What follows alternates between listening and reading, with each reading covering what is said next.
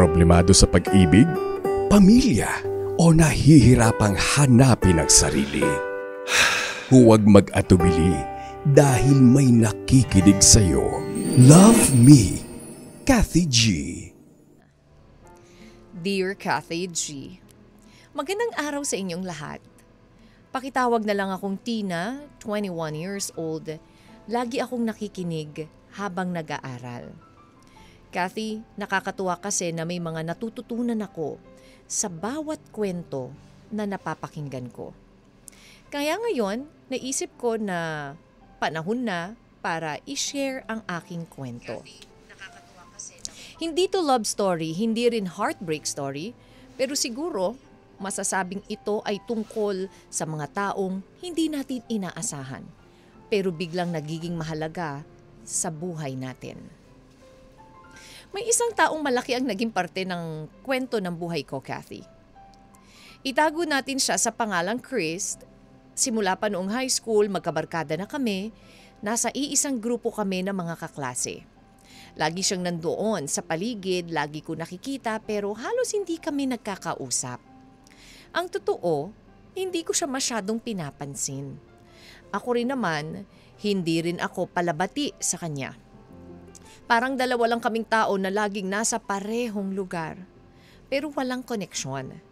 Minsan nga naiisip ko kung hindi siya kasama sa barkada, baka hindi ko rin siya nakilala. Nang dumating ang senior high, nagkahiwa-hiwalay na kami. Ako lumipat sa Maynila para mag-aral habang si Chris ay naiwan sa probinsya. Ang dating tropa na halos araw-araw magkasama, naging bihira na ang pagkikita. Pagdating ng pandemic, Kathy, lalo kaming nagkalayo. Lahat ng plano natigil. Hindi na pwedeng maglakwatsa, hindi na pwedeng magbonding. Ang barkada namin naging group chat na lang.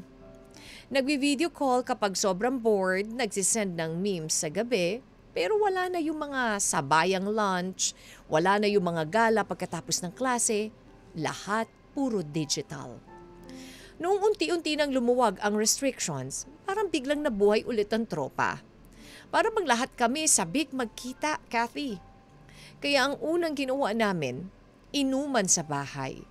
Parang reunion, parang bumalik uli sa high school.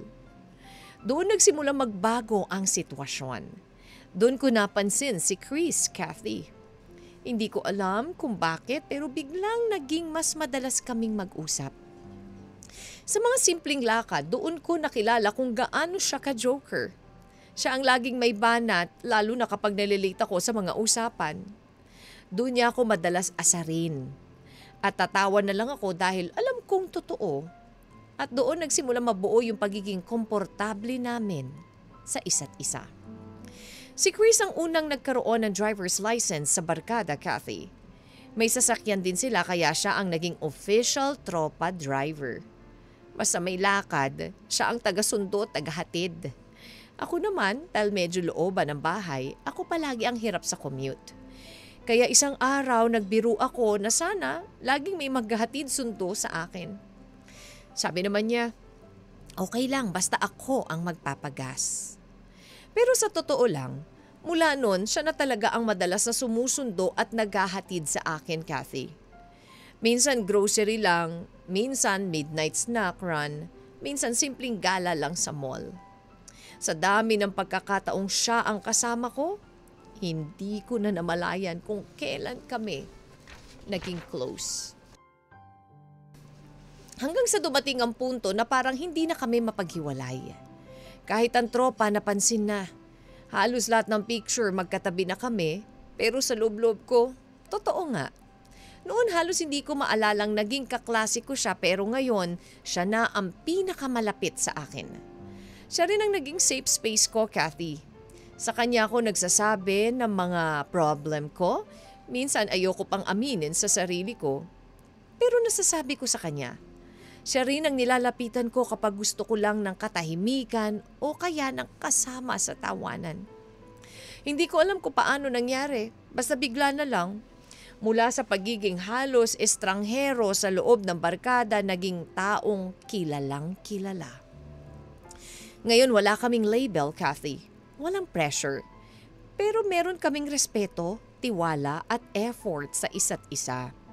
Hindi ko kailangan magkunwari kapag kasama siya, kahit simpleng samahan niya lang akong bumili ng burger para ipakita na nandyan kami para sa isa't isa. Minsan, naiisip ko hanggang saan kaya ito. Baka hanggang dito lang kami, malapit na magkaibigan. Walang label pero mahalaga, baka mas nakalaan siya para sa iba. At ako rin para sa ibang tao. Pero bakit ganon? Nagpapasalamat ako kasi dumating siya sa buhay ko. Pinakita niya na hindi lahat ng koneksyon instant.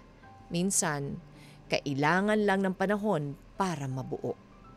Kaya ngayon, Kathy, gusto kong itanong, sa palagay mo, dapat ko bang hayaang manatili na lang kami sa kung anong meron kami ngayon? Isang pagkakaibigan na puno ng respeto at tiwala, o subukan na rin naming dalhin ito sa mas mataas na level?